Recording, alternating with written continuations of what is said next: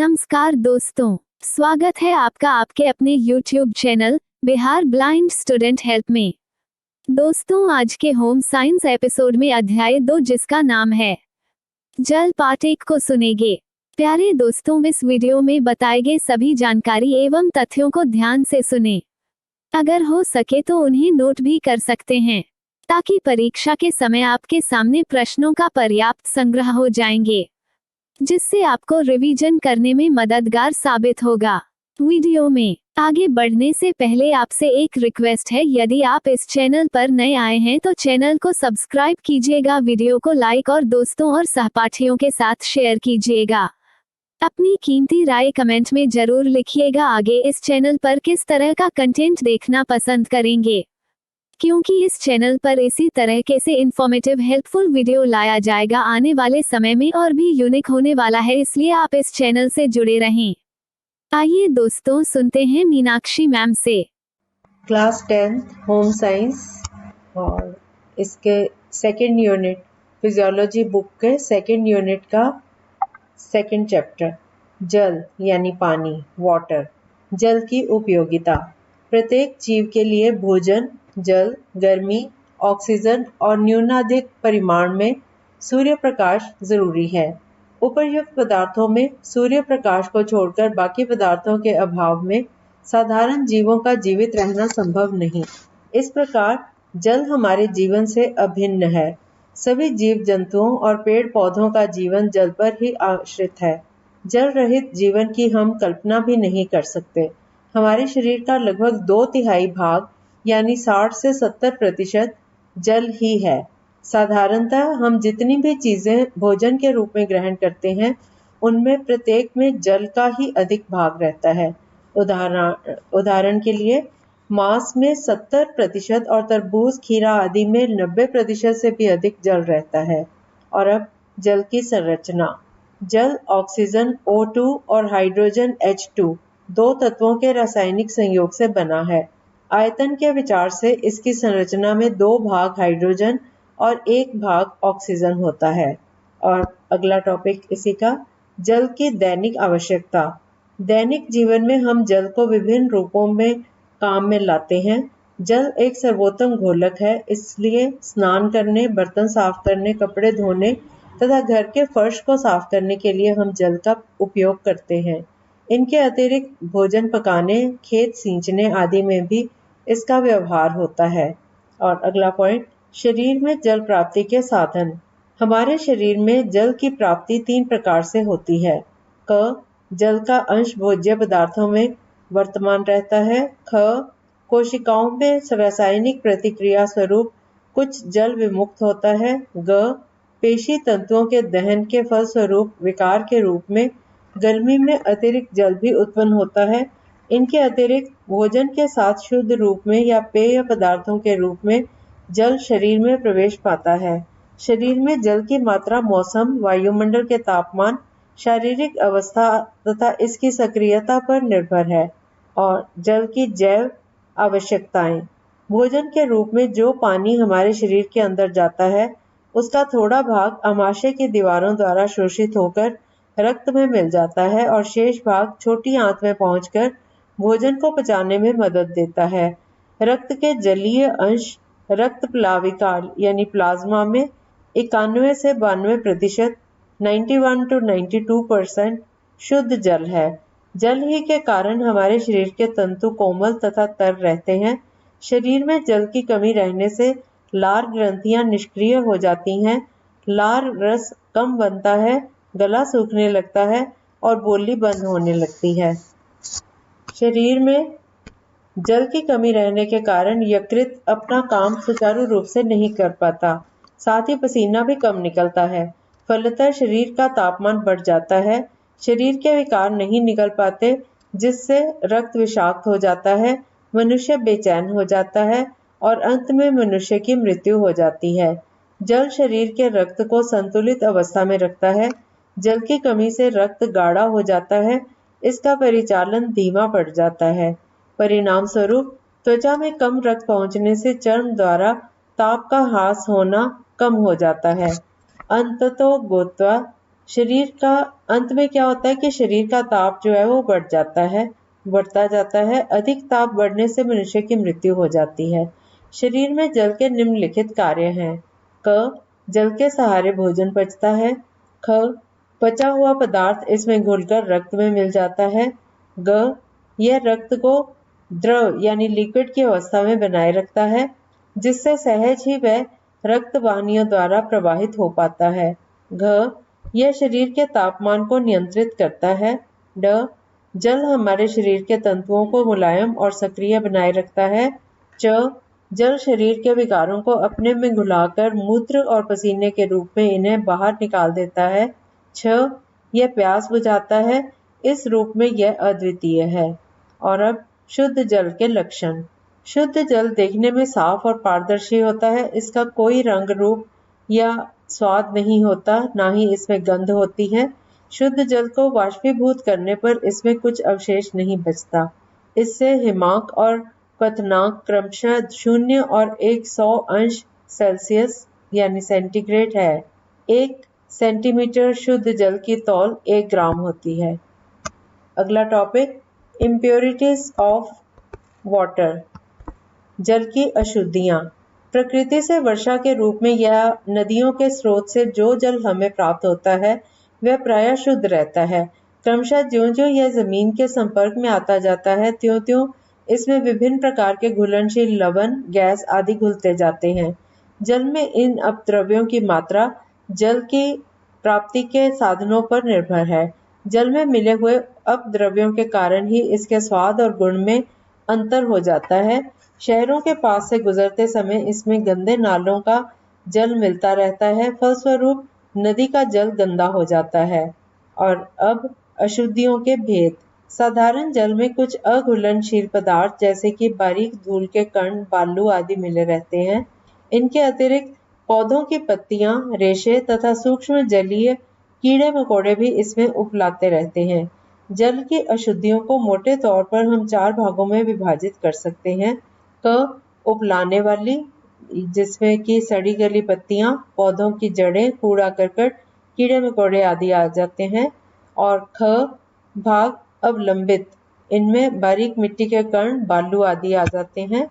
और ग, घुलनशील, विभिन्न प्रकार की गैसें तथा सोडियम, मैग्नीशियम, कैल्शियम इत्यादि के घुलनशील क्लोराइड, सल्फेट आदि लवण। और घ, प्राणिज, प्राणिज में आ जाते हैं नन्हे नन्हे कीड़े मकोड़े तथा रोगाणु। और अब दूषित जल के कारण होने वाले रोग, इनके बारे में जानेंगे। दूषित जल का हमारे स्वास्थ्य पर बहुत बुरा प्रभाव पड़ता है। इसके व्यवहार से शरीर में विभिन्न प्रकार के रोगों के लक्षण दिखाई पड़ते हैं। हैजा, विसूचिका, टाइफाइड इत्यादि रोगों का प्रसार दूषित जल द्वारा ही हो जाता है। अतः स्वस्थ रहने के लिए शुद्ध जल की प्राप्ति और इसके साधनों पर ध्यान देना आवश्यक है। अगला टॉपिक है सोर्सेज ऑफ एक्वायरिंग वाटर, जल प्राप्ति के स्रोत या साधन। जल प्राप्ति के साधनों के बारे में जानेंगे हम। प्रकृति में जल विभिन्न रूपों में पाया जाता है।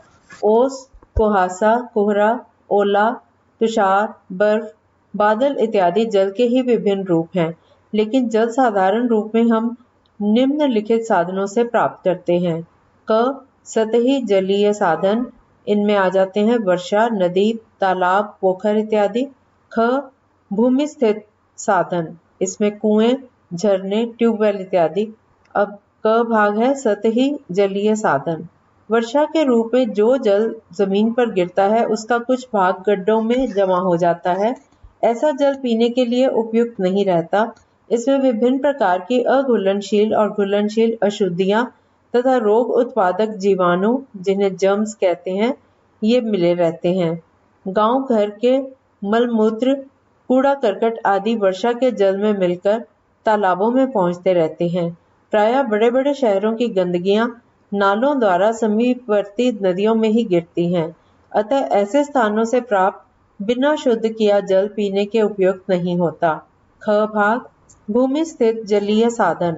वर्षा का जो जल मिट्टी द्वारा सोख लिया जाता है उसे ही हम कुएं, गहरे तालाब, झरने, नलकूप इत्यादि से प्राप्त करते हैं। साधारणतः इनका जल यदि इसमें कोई गंदगी ना मिली हो तो पीने के लिए उपयुक्त है। और अब सतही जल, सरफेस वाटर, इसका अ भाग वर्षा का जल। बादलों से संघनित होकर जो जल पृथ्वी पर वर्षा के रूप में गिरता है वह प्रायः शुद्ध अवस्था में रहता है, भले ही उसमें कुछ घुलनशील गैसें जैसे कि अमोनिया, कार्बन डाइऑक्साइड आदि घुली होती हों। इनके अतिरिक्त वर्षा के जल में प्रायः धूलकण, अन्य कार्बनिक पदार्थ आदि भी मिले रहते हैं। फिर भी उत्तम रूप से संचित किया गया वर्षा का जल अन्य जलों की अपेक्षा शुद्ध रहता है। ब पाठ तालाब का जल। साधारण तालाबों का जल प्रायः दूषित रहता है। वर्षा का जो जल तालाब या अन्य जलाशयों में एकत्र होता है वह गांव घर की गंदगियों को भी अपने साथ बहाए और घुलाए रहता है। साथ ही तालाबों में लोग नहाते हैं, कपड़े धोते हैं, शौच इत्यादि करते हैं, धोबी कपड़े साफ करते हैं, मवेशी नहाते और पानी पीते हैं। प्रायः कृषक पटसन आदि को इसमें सड़ने के लिए छोड़ देते हैं। इस प्रकार साधारण तालाब का जल पीने योग्य नहीं रह जाता। और इसका सहभाग नदी का जल। ये वर्षा का जो गंदला जल शरीर की नालियों द्वारा नदियों में चला जाता है। प्रायः बड़े बड़े शहरों का मलमूत्र भी नालों द्वारा नदियों में गिराया जाता है। अतः ज्यों ज्यों नदियां समुद्र तक पहुंचती हैं त्यों त्यों इनका जल और भी गंदा होता जाता है। फलस्वरूप इनमें अघुलनशील और घुलनशील अपद्रव्यों की मात्रा भी बढ़ती जाती है। इस प्रकार नदियों का जल बिना शुद्ध किए पीने योग्य नहीं रहता। यदि नदियों का जल पीने के काम में लाना ही हो तो इसे नगर से दूर तथा बहाव के ऊपरी भाग से प्राप्त करना चाहिए। ऐसे जल में अपेक्षाकृत कम अशुद्धियां रहती हैं। और इसका अगला पॉइंट द झील का जल। प्राकृतिक रूप से बनी हुई बड़ी झीलों का जल प्रायः शुद्ध रहता है। ऐसे जलाशय यदि शहर से दूर ऊंची भूमि पर अवस्थित हों तथा प्राकृतिक रूप में वर्षा के जल के एकत्र होने से बने हों तो इनका जल पीने के लिए अत्यंत उपयुक्त है। ऐसे जलाशयों का जल सूर्य प्रकाश, ताप, ऑक्सीजन इत्यादि प्राकृतिक साधनों तथा उपस्थित जलीय जीवों के कारण स्वयं शुद्ध हो जाता है। उसमें वर्तमान जीवाणु नष्ट हो जाते हैं। साथ ही जल में रहने वाले जीव जंतु और पेड़ पौधे भी इन जीवाणुओं को नष्ट कर डालते हैं। इनके अतिरिक्त रोग जनित जीवाणु अधिक समय तक मुक्त अवस्था तथा सूर्य प्रकाश में जीवित नहीं रह सकते। फलतः ऐसे जलाशय का जल प्रायः शुद्ध रहता है। फिर भी यदि यांत्रिक क्रिया द्वारा जल शुद्ध कर तथा इसमें कुछ विसंक्रामक द्रव्य मिलाकर नलों द्वारा घरों में पहुंचाया जाए तो ऐसा जल पीने के लिए अत्युत्तम होता है। नेक्स्ट टॉपिक ग्राउंड वाटर, भूमि स्थित जल। पहला, झरने का जल। वर्षा का जो जल धरातल के ऊपरी भाग में शोषित होकर पुनः गुरुत्वाकर्षण के कारण नीचे की ओर किसी स्थान से निकल पड़ता है उसे ही हम झरना यानी स्प्रिंग कहते हैं। झरने प्रायः पहाड़ों की उपत्यकाओं में पाए जाते हैं। झरनों के जल में कुछ घुलनशील लवण घुले रहते हैं जिनके कारण स्थान विशेष के भेद से झरने के जल के स्वाद और गुणों में भेद हो जाता है। अतः झरने के जल में यदि बाहर की गंदगी नहीं मिली हो तो यह पीने के लिए अधिक उपयुक्त है।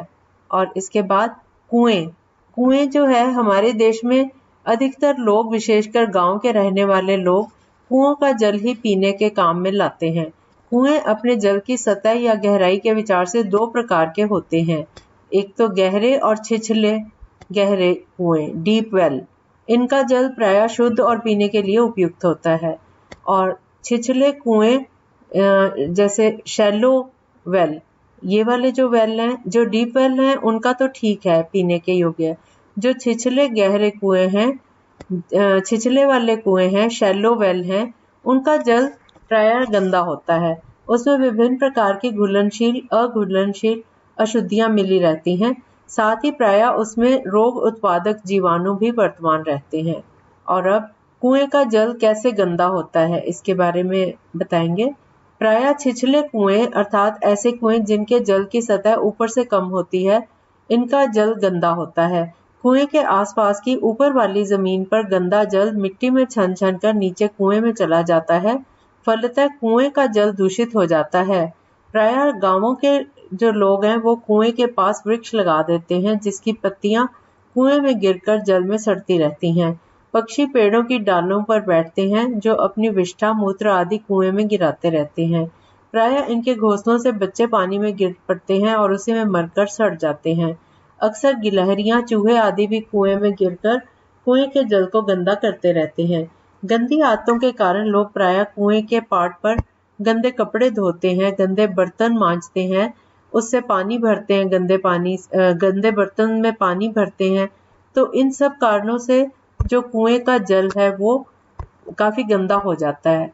तो अब हमारे पास अगला टॉपिक है, कुएं का जल कैसे शुद्ध रखा जा सकता है। गहरे कुएं का जल प्रायः शुद्ध रहता है। इसके अतिरिक्त जल शुद्ध रखने के लिए निम्नलिखित साधारण स्वास्थ्य संबंधी नियमों का पालन करना चाहिए। नंबर 1, कुएं ऊंचे स्थानों पर बनाए जाएं तथा यथासंभव उनकी दीवारें जल की सतह के नीचे तक पक्की हों।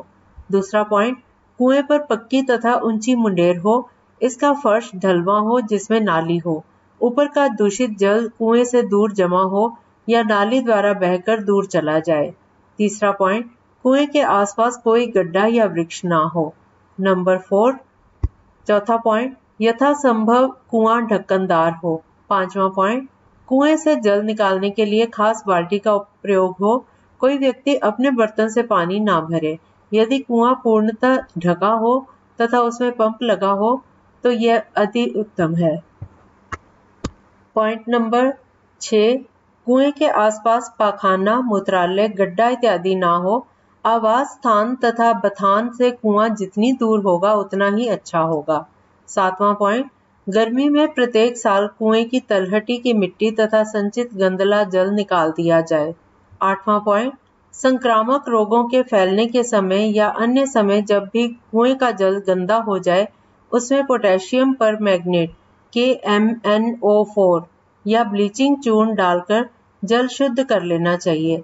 साधारणतः 2-3 औंस लगभग 60 से 80 ग्राम तक पोटेशियम परमैंगनेट एक औसत कुएं के लिए पर्याप्त है। मोटे तौर पर इतना पोटेशियम परमैंगनेट कुएं के जल में डाला जाए कि उसका पानी हल्के गुलाबी रंग का हो जाए। ध्यान रहे कि पोटेशियम परमैंगनेट का घोल ही कुएं में डाला जाए, सूखा चूर्ण नहीं डालना चाहिए। वीडियो को देखने के लिए धन्यवाद। यदि आपको यह वीडियो अच्छा लगा तो लाइक, शेयर और सब्सक्राइब दोस्तों के साथ शेयर करें। जल्द ही प्रस्तुत करेंगे आपकी सेवा में आपके समक्ष अगला अंक। तब तक अपना ध्यान रखिए, मन लगाकर पढ़ाई कीजिए। धन्यवाद।